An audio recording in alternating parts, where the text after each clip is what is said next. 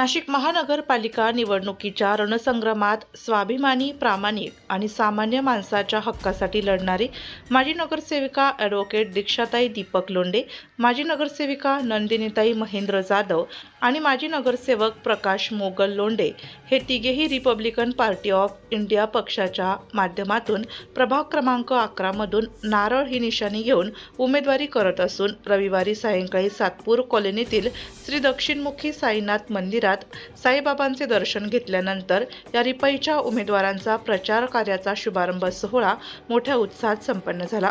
या प्रसंगी सर्व उपस्थित मान्यवरांनी मनोगत व्यक्त केले आणि ॲडव्होकेट दीक्षाताई लोंढे यांनी सर्वांचे आभार व्यक्त करीत उपस्थित नागरिकांना मतदान करण्याचे आवाहन केले। आज आपल्या प्रचाराचा या ठिकाणी शुभारंभ होत आहे आणि या शुभारंभ प्रसंगी सन्माननीय सगळे मान्यवर आणि आपण सगळे जमलात त्याबद्दल मी आपलं स्वागत आणि सर्वप्रथम आभार मानते।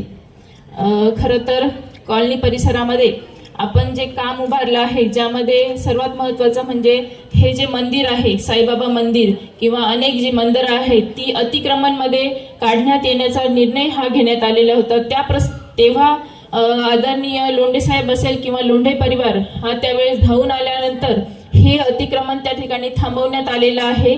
दुसरं म्हणजे रस्ते असेल, ड्रेनेज लाईन असेल, पाण्याची सुविधा असेल किंवा नवीन पथदीप असेल, अशा वेगवेगळ्या महानगरपालिकेच्या सुविधा आपल्या सातपूर कॉलनी परिसरामध्ये राबवण्यात आलेल्या आहे।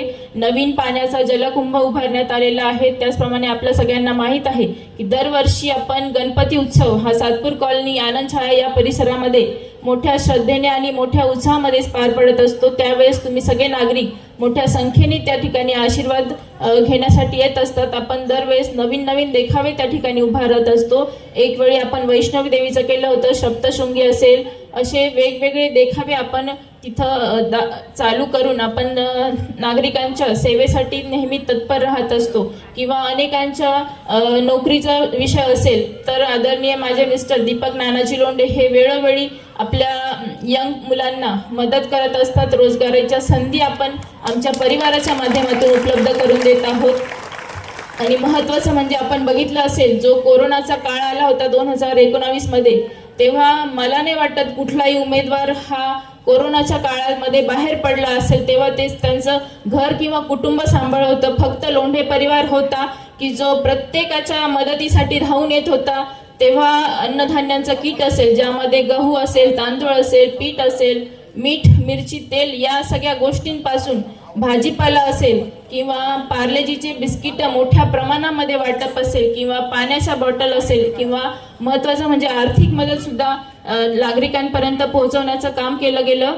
कारण की लॉकडाऊनमध्ये कुणीही घराबाहेर पडू शकत नव्हतं किंवा नोकरी संबंधी बाहेर पडू शकत नव्हतं, त्यामुळे इन्कम स्रोत त्या ठिकाणी बंद पडलेले होते। अशा वेळेस सुद्धा लोंढे परिवाराने उभं राहून आणि अनेकांची मदत ही त्या ठिकाणी केलेली आहे।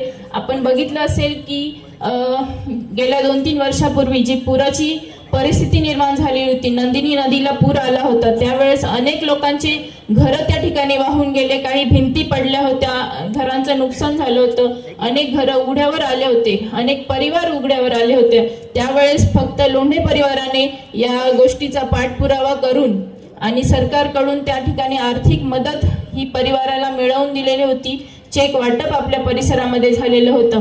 अशा प्रकारचे बरेच कामे ही आपल्या पॅनलच्या मार्फत येत्या पुढच्या काळात सुद्धा होणार आहेत। तरी आपण सगळ्यांनी नारळ निशाणीला मतदान करून आपण या पॅनलला विजयी कराल अशी अपेक्षा करते आणि थांबते। धन्यवाद।